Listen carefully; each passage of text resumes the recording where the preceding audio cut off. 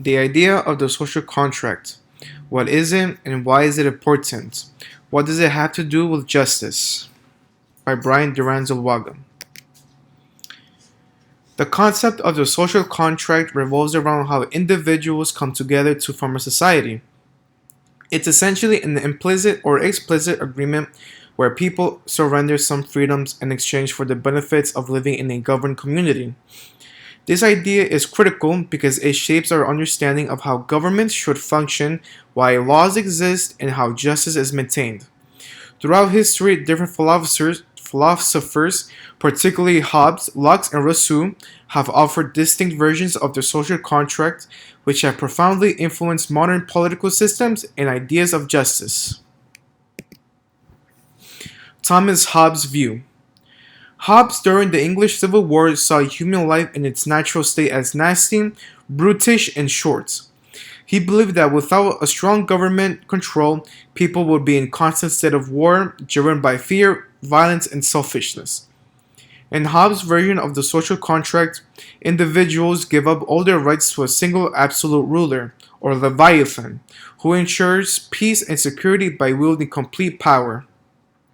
Justice for Hobbes is maintaining order and preventing the chaos of the state of nature. It's not about personal freedom. It's about creating stability at all costs. Now, John Locke's view is that he offers a more optimistic view of human nature. Unlike Hobbes, he believes people are capable of reason and cooperation. In Locke's state of nature, individuals have certain natural rights, which is life, liberty, and property. Locke's social contract is an agreement to form a government that protects these rights. Unlike Hobbes' absolute ruler, Locke argues that government must be based on the consent of the governed and can be overthrown if it violates the people's trust.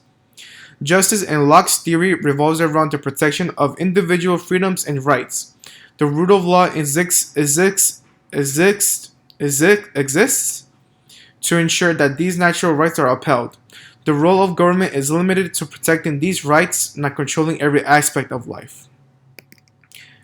Now, for Rousseau's view, he takes a different approach.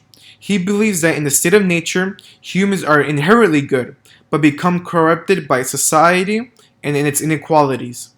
His social contract focuses on the idea of the general will, the collective interest of the people. According to Rousseau, true freedom comes from individuals aligning their personal interests with the general will of society, thereby creating laws that represent the community as a whole. Justice for Rousseau is about equality and ensuring that everyone is free by participating in collective decision-making.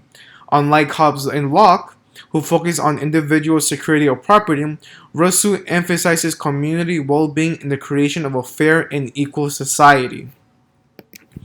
Now, when comparing justice in Hobbes, Locke, or Rousseau's point of views, these three philosophers offer contrasting views of justice, each shaped by their view of human nature and the role of governments. Hobbes' idea of justice is rooted in order and security. A powerful ruler enforces laws to protect people from their own destructive impulses.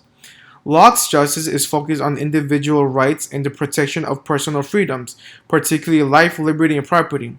For Locke, justice is tied to the rule of law and the limited government interference. Rousseau, on the other hand, envisions justice as equality and collective freedom. He believes that individuals can only truly be free when they work together to serve the common good, represented by the general will. Though different, these theories will try to answer the question of how to create a just society where people live in harmony under some form of governance. Now, on the impact of modern ideas of justice in our society today, that these ideas of Hobbes, Locke, and Rousseau have all shaped modern political systems. Hobbes' focus on strong central authority can be seen in discussions about the role of government in enforcing law and order.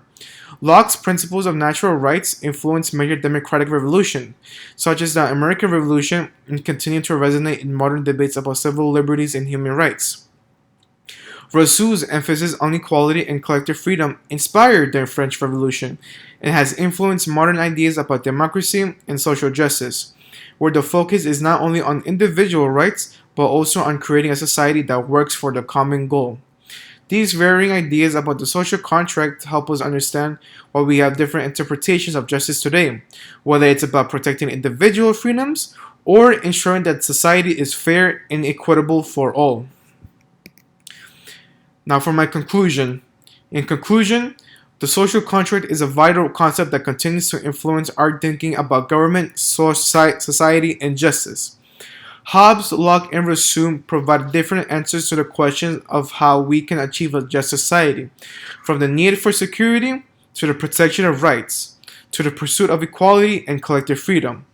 Understanding these perspectives not only gives us insight into the foundations of modern government, but also help us navigate current debates about justice, rights, and the role of states. Thank you once again for seeing my presentation.